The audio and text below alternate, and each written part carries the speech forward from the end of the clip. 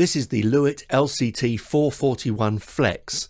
It's very, very similar in some ways to the LCT440 Pure, except that it's got two capsules, which makes it multipolar patterned.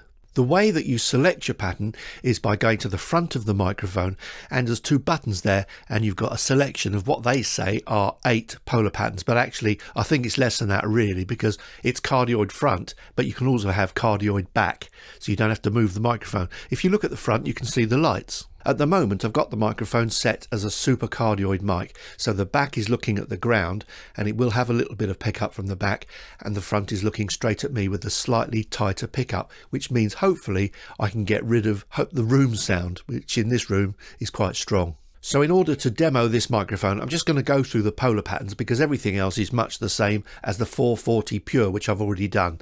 So I'm currently on the Supercardioid, and I'll just show you that's the Supercardioid from the front, Supercardioid from the side, Supercardioid on the rear, and I'd expect this to have a slight lift in the rear, probably bassy, and the dead spot should be roughly about there, I think. So we're coming back to the front, and that's a Supercardioid. Now I'm on Cardioid. The Cardioid pattern is picking up from the front, a little bit less from the sides, and hopefully it's rejecting to the rear. The interesting thing about this, it's done electronically, so when you switch between the patterns, it does take a little bit of time for it to switch over. So if I now test it out, this is the front, this is the side, and this is the rear. Now when I'm on the rear, I'd expect it to be picking up a little bit less on the rear than it would be on the front and the sides, coming out of the side. And now I'm back to the front, and that's the cardioid pattern. Now I'm on a wide cardioid pattern.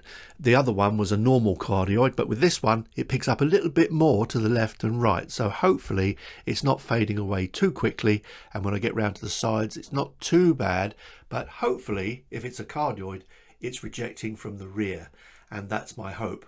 So this is good for groups, for instance, so going back again, groups of people, that is, not groups of pop music and stuff like that, and this back to the front again. So that's the wide. So all of these so far have been focused on the rejection of anything coming in, hopefully from the rear. Now I'm going to look at the ones that let the rear in. This polar pattern will pick up all the way around, so I'm now on the Omni. So it's picking up from the front just as normal. It might also be actually picking up a little bit more of the room, I don't know. If I go around to the side, I'm hoping that it's still picking me up now because it's Omni. And if I go around to the rear, it's also picking me up on the back. So this thing is now Omni. Now that's really useful if you just put it in the middle of a table, for instance, with people around the table. Now I'm on the figure 8 pattern, so it's picking up from the front and the back but rejecting the sides. So this is the front going round to the side. I'm now on the side of the figure 8, and I'm now on the rear of the figure 8, and hopefully the rear of the figure 8 sounds the same as the front of the figure 8. Now I'm back to Supercardioid again, so hopefully it's rejecting a lot of the room sound. Now the thing is the other patterns that are on here, they're basically patterns that don't pick up from the front but only from the rear. I'm not quite sure of why you would want that really, other than to not have to turn your microphone around. So I could have a cardioid on the back, a Supercardioid on the back, a wide cardioid on the back. So the back will work independently of the front as well. Maybe some people might want to use that if they want to put, say, backing vocals on the same track and they want the backing vocals to be lower, so they put them on the back of the microphone. I don't know. The other thing, of course, is it can be looking at someone else while you've got the controls in your face. If you wear a pair of headphones, you can hear how it's rejecting the sound of the room. Now, as you can see, it looks very much the same as the LCT441 Pure. It's got the same magnetic mount. It also has the same foamy. It has the same shock mount. So everything's the same as the 440 Pure. So I see this one as a development of the 440 Pure. But why the polar patterns? That's the thing. This is how I see it anyway.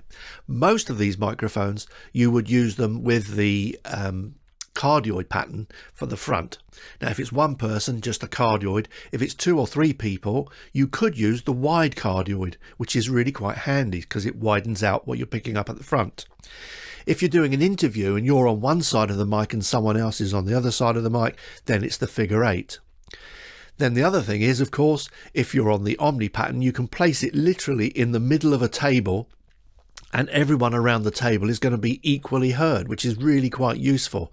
So this microphone can come in really, really useful if you want to basically record in different places and different amounts of people. If I was doing something like this, and this is all I'm doing, I might well go for the LCT440 Pure, because it's just a cardioid microphone and it's doing the same job. It's picking up from the front and rejecting the rest. Well, hopefully it is anyway. As you can hear, it's quite a top focused microphone. It's got quite a strong treble. It's not thin in the bass either, although it does have a slope down in the bass. Everything is sloping sort of slowly down towards the bass. So it is more top orientated. It's a useful microphone, but then if you're deciding if you want to buy the 440 or the 441 Flex, I would look at the applications that you're going to use it in. Also, the different polar patterns will give a slightly different timbre. So if you're recording instruments, for instance, if you want a slightly different timbre on an acoustic guitar, you could change the polar pattern, which in effect changes the tone of the microphone slightly. So it's a useful item if you're going to find yourself in a multitude of situations where you're recording all kinds of things.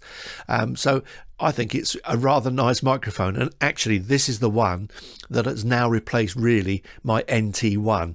It's got a little bit more brightness, a bit more sharpness up the top, which I quite like actually. I can always bring it down as well if I want to, and it's adaptable to so many situations. So this microphone for me is a really, really nice item to have.